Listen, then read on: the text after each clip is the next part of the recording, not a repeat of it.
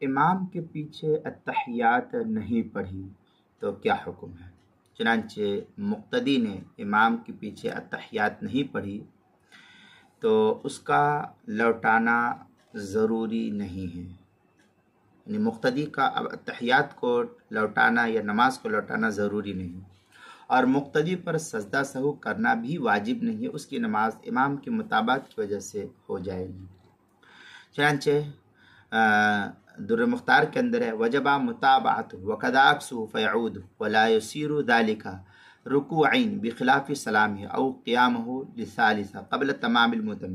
اس طریقے کے الفاظ جو ہے کافی تفصیل سے در مختار شامی اس کے اندر نقل کیا ہے، اور جلد نمبر 1 صفحہ نمبر 496 باب الامامہ مطلب فی اطالت الرکوع للجائی، جو ایچ ایم سعید کراچی کا چھپا ہوا نسخہ اس کے اندر۔ اسی طریقے سے فتاوی شامی ہی میں مزید ہے اما المقتدی الذی صح عن القعود فقام وامامہ قاعد فانہ یلزمہ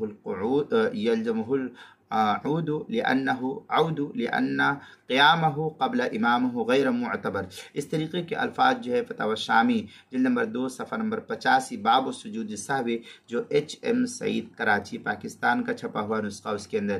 اسی طریقے سے نماز کے مسائل کا انسائکلوپیڈیا اس کے جلد نمبر 4 صفحہ نمبر 137 اور 138 پر اس کو نقل کیا۔